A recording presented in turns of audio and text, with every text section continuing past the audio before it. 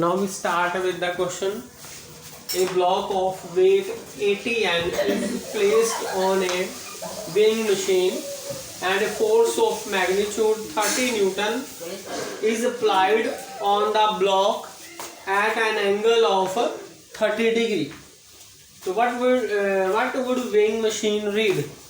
तो ये weighing machine पे ब्लॉक है 80 न्यूटन का, तो एक फोर्स लग रही है इस ब्लॉक पर 30 न्यूटन की एट 30 डिग्री एंगल पे।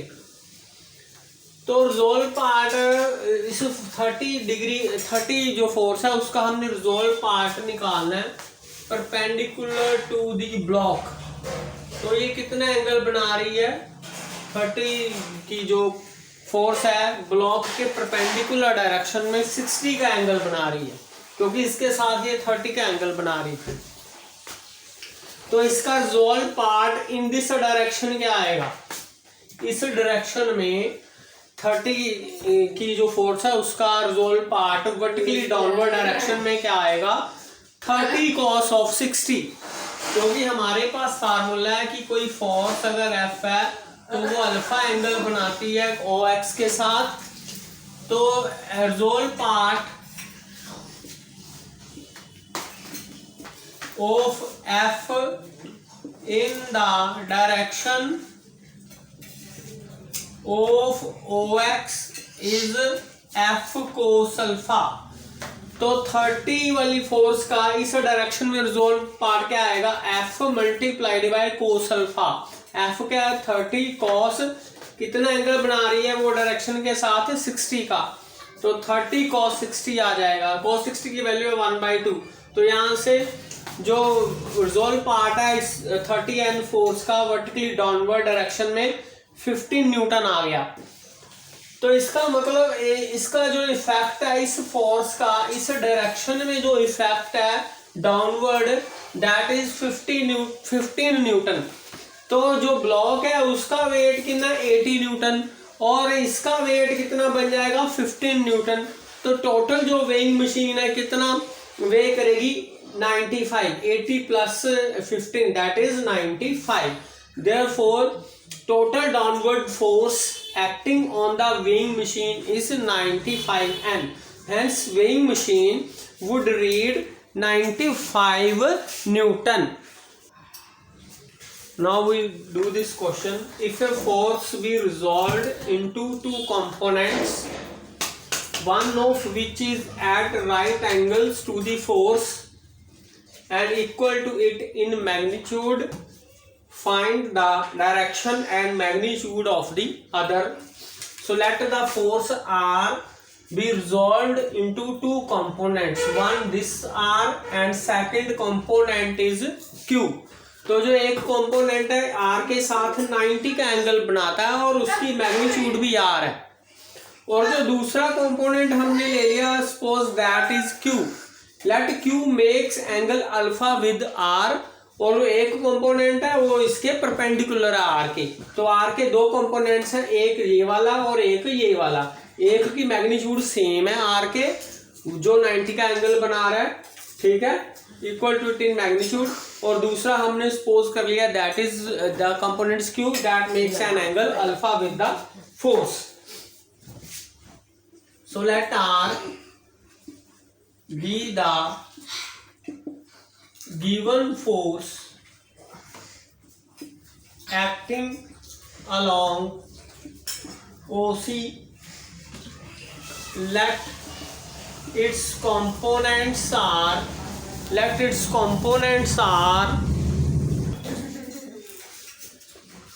so its components R के component along OA हमने R ले लिया और along OB हमने Q ले लिया, ठीक है। Let alpha be the angle between Q and R. Then the magnitude of the component of R along OA. OA के along जो component है उसकी मैग्नीट्यूड कितनी गिवन है हमें? R के बराबर, ठीक है। So this is equal to R. तो R किसके बराबर है? Force multiplied by sine of the angle. अगर ये कंपोनेंट निकालना है तो उसकी मैग्नीट्यूड है आर, तो वो किसके बराबर आएगी? फोर्स ये वाली force multiplied by sine of the other angle, जो अदर कंपोनेंट आर के साथ बनाता है, divided by sine of the sum of the angles. ठीक है, तो ये फार्मूला हमारा कंपोनेंट्स का। तो यहां से वैल्यूज क्या आ जाएंगी, आर आर कैंसिल हो जाएंगे, तो साइन अल्फा किसके बराबर आ जाएगा, साइन 90 प्लस अल्फा के बराबर आ जाएगा। तो यहां से साइन 90 प्लस अल्फा की वैल्यू क्या होती है, साइन 90 प्लस अल्फा होता है कोस अल्फा के बराबर। ठीक है, तो यहां से हमारे पास आ जाएगा sine alpha is equal to cos alpha. तो यहां से आएगा tan alpha is equal to 1। तो टेन अल्फा 1 हो तो अल्फा की वैल्यू कितनी आ जाती है हमारे पास, 45 डिग्री। सो हमारे पास अल्फा की वैल्यू कितनी आ गई, 45 degree. Now next we have to find the value of Q and its direction. तो डायरेक्शन हमने फाइंड कर ली कि जो अदर कंपोनेंट है आर के साथ 45 का एंगल बनाता है। अब हमने इसकी मैग्नीट्यूड फाइंड करनी है। Component of R along O B is equal to Q. तो that is force, this force multiplied by sine of the angle, जो sine of the other angle that is 90, जो दूसरे कंपोनेंट के साथ are कितना angle बनाता है that is 90, sine 90 divided by sine sum of the angles 90 plus alpha. तो यहां से आ जाएगा Q is equal to R, sine 90 की वैल्यू आ जाती है हमारे पास 1 और अल्फा की वैल्यू है हमारे पास 45। तो this becomes 90 plus 45। So this is equal to R over sin 90 plus 45 becomes cos 45, and value of cos 45 is 1 over root 2। तो इसका मतलब जो वैल्यू आएगी Q की वैल्यू कितनी आ जाएगी, √2 R के बराबर आ जाएगी। Now we have the next question. P and Q are two components of a given force F, and its line of action divides the angle between them in the ratio 1:2. Prove this result. तो line of जो given force है हमारे पास F है, इसके दो components है P and Q. The line of action of F makes an angle alpha and 2 alpha respectively with the directions of P and Q। जो ये गिवन है हमारे पास, जो F है P और Q के साथ जो एंगल डिवाइड कर रहा है, P और Q के एंगल को डिवाइड कर रहा है इस रेशो में। तो इसका मतलब है F P के साथ अल्फा का एंगल बना रहा है और Q के साथ 2 अल्फा का एंगल बना रहा है। तो नेक्स्ट जो कंपोनेंट है P that is equal to force multiplied by sine of the other angle. अगर P का कंपोनेंट निकालना है तो दूसरा एंगल लेना है जो दूसरा कंपोनेंट F के साथ बनाता है, that is 2 alpha, sine 2 alpha divided by sine sum of the angles 3 alpha. तो ये आ जाएगा F sine 2 alpha by sine 3 alpha.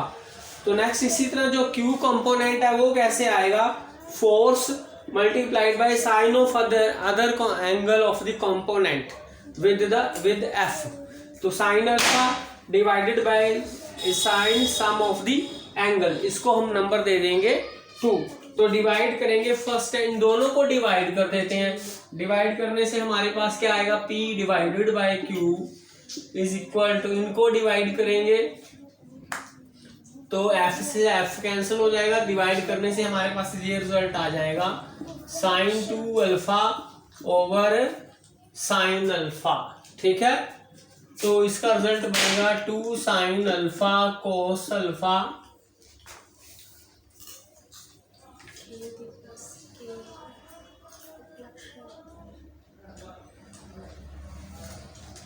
And sine alpha. तो ये बन जाएगा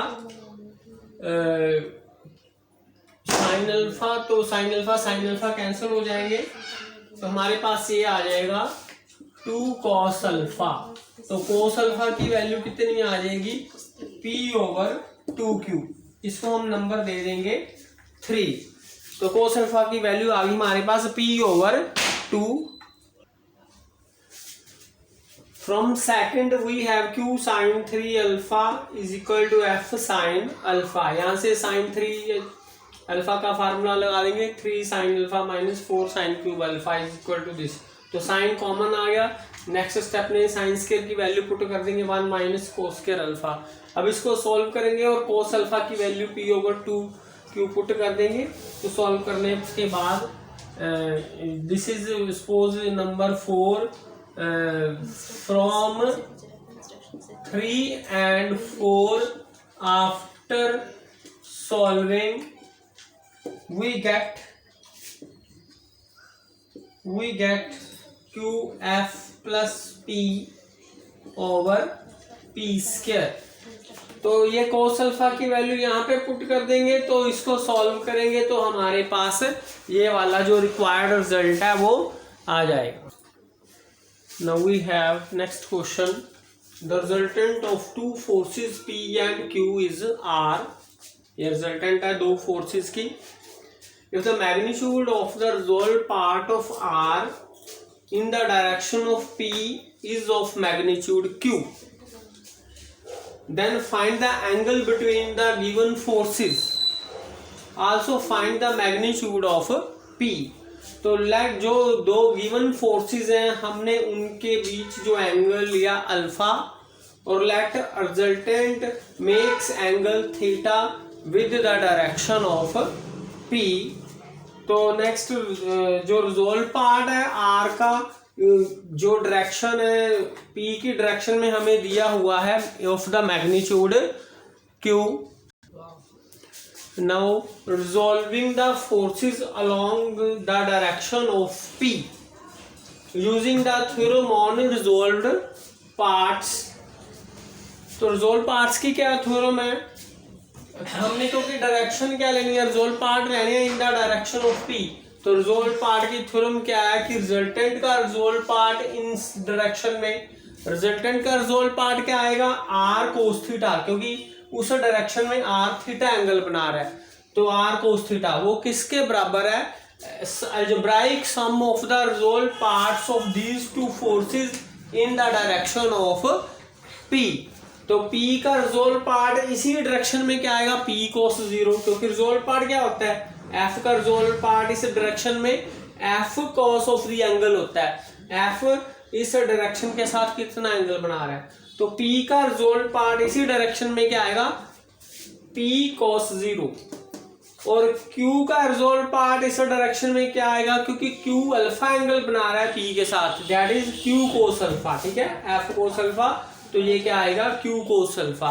तो यहां से आ गया r cos थीटा। जो रिजॉल्व पार्ट r का दिया हुआ है हमारे पास in the direction of p is q, तो इसकी वैल्यू हमें कितनी दी हुई है, q के बराबर। So this is equal to q, therefore q किसके बराबर आ गया हमारे पास, q is equal to p plus q cos alpha, p plus q cos alpha के बराबर आ जाएगा।